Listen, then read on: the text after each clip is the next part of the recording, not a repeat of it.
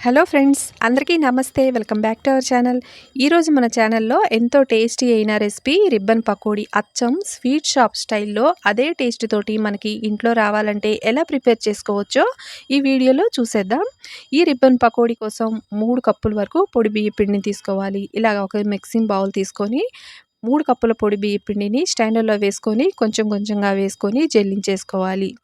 ఇలా జల్లించేసుకున్న తర్వాత ఇప్పుడు పుట్నాలు ఉంటాయి కదా, మన చట్నీ పప్పు, ఆ చట్నీ పప్పు 1 కప్పు వరకు తీసుకొని మిక్సీలో వేసుకొని చాలా మెత్తగా గ్రైండ్ చేసుకొని ఇలాగ స్ట్రైనర్లో వేసుకొని అది కూడా జల్లించుకోవాలి. అలాగే 1 కప్పు వరకు శనగపిండిని కూడా వేసుకోవాలి. ఈ 3 రకాల పిండిలు మొత్తం కలిసేలాగా ఇలా ఒకసారి చేత్తో కలిపేసుకోవాలి. ఇప్పుడు 1 టీ స్పూన్ జీలకర్ర పొడి, అలాగే టేస్ట్‌కి సరిపడినంత సాల్ట్ వేసుకోవాలి. టేస్ట్‌కి సరిపడినంత కారం కూడా వేసుకొని ఇప్పుడు టేస్ట్ కోసం 2 టేబుల్ స్పూన్ల వరకు తెల్ల నువ్వులు కూడా వేసుకోవాలి. ఈ ఉప్పు కారాలు మొత్తం కలిసేలాగా పిండిని మొత్తం ఈ విధంగా బాగా కలిపేసుకున్న తర్వాత కాగపెట్టుకున్న ఆయిల్ అనేది ఒక గరిటెడు ఇలా వేసేసుకొని ఈ పిండి మొత్తం ఒకసారి బాగా కలిపేసుకోవాలి.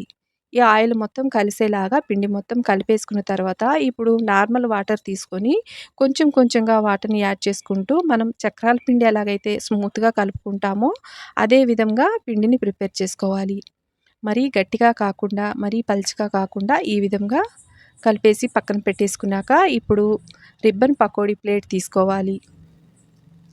ఈ రిబ్బన్ పకోడీ ప్లేట్ తీసుకొని ఆయిల్ మొత్తం కొంచెం ఇలాగా చక్రాల గిద్దల్లో అప్లై చేసుకుంటే మనకి పిండి అనేది అంటుకోకుండా ఉంటుంది. పిండి అనేది మరీ ఎక్కువగా తీసుకోకూడదు. కొంచెం కొంచెం పిండిని వేసేసుకొని చక్రాల గిద్దల్లో సెట్ చేసుకున్న తర్వాత ఆయిల్ బాగా హీట్ ఎక్కిన తర్వాత ఈ రిబ్బన్ పకోడీని ఒత్తుకోవాలి. ఆయిల్ అనేది బాగా హీట్ ఎక్కి ఉండాలి, లేదంటే ఈ రిబ్బన్ పకోడీ అనేది మెత్తగా ఉంటుంది, ఆయిల్ కూడా పీల్చేస్తుంది. ఆయిల్ బాగా హీట్‌గా ఉన్నప్పుడు మాత్రమే వేసేసుకొని ఇలాగా బంగారు కలర్‌లో వచ్చే వరకు బాగా ఫ్రై అయిన తర్వాత రెండో వైపు డన్ చేసుకొని క్రిస్పీగా వచ్చిన తర్వాత వేరొక ప్లేట్‌లోకి వేసేసుకోవాలి.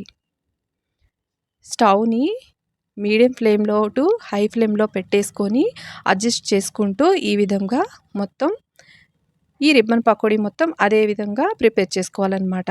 అలాగే ఒత్తుకొని 2 వైపులా క్రిస్పీగా వచ్చే వరకు ఈ విధంగా ఎర్రగా కాల్చుకొని తీసేసుకుంటే మనకి అచ్చం స్వీట్ షాప్ స్టైల్లో రిబ్బన్ పకోడీ అనేది ప్రిపేర్ అయిపోతుంది.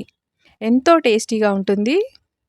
పిల్లలకైనా పెద్దవాళ్ళకైనా చాలా బాగా నచ్చుతుంది. వీడియో నచ్చితే లైక్ చేయండి. Thanks for watching.